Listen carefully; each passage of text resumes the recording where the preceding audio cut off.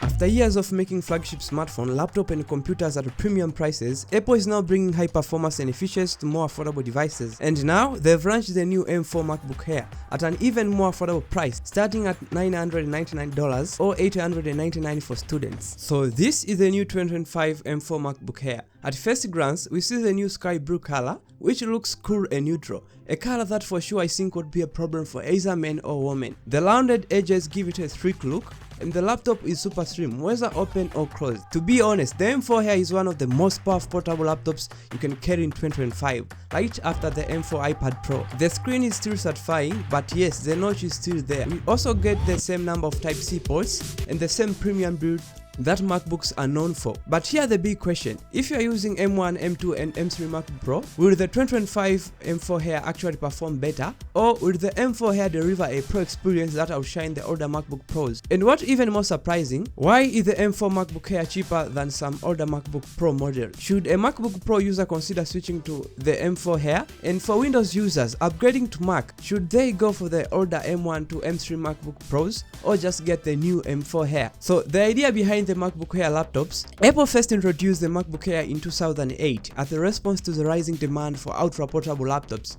without sacrificing too much performance. And at that time, the MacBook Pro was powerful but also heavier and bulkier, making it less ideal for people who needed high portable machine. So the MacBook Air was designed with three key ideas in mind: portability and thin design. Apple wanted to create the world's thinnest and lightest laptop, targeting students, travelers, and professionals who needed compact device. Also things like the longer battery life. With a focus on efficiency, MacBook Air models often had a better battery life than the Pro models of the same era. And also affordability. The Air was positioned as the more budget-friendly alternative to the MacBook Pro, perfect for general users who didn't need extremely performance. But today, things have changed. The new M4 MacBook Air is not just about portability anymore. It's now packed a serious performance with the Apple most efficient M4 chip, plus RAM has been upgraded to 16GB, making it way more capable than the past Air models. This isn't just a student or business laptop anymore. It is a machine that can handle tasks that usually require high-end laptop.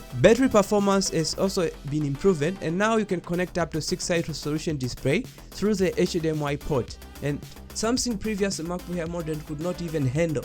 For sure, I really know this is not the top choice for the professionals who need to do extremely powerful heavy lifting tasks like high-resolution 3D rendering and simulation, large-scale AI and machine learning training. I'm talking about 8K or much stream ProRes Low videos using software like Blender, TensorFlow, DaVinci Resolver, and similar software. These are the tasks where even MacBook Pro, including the M3 and the M4 Max model with their all GPU power, can still struggle compared to the dedicated desktop GPU like RTX 4090 in extremely 3D rendering scenarios. Complex physics simulation, fluid dynamic, and ray tracing can lead to slow render times because MacBook rely on Apple Silicon NPUs or neutral engine and integrated GPU. While great for small AI model, they cannot match the NVIDIA CUDA acceleration in AI heavy workloads. So while MacBook Pro are still the best choice for most creators and professionals, if you need an extremely GPU power AI acceleration or have a multi-threaded performance, Windows workstation or bulky high-end gaming, laptop like the MCI Titan GT77HX and the Asus ROG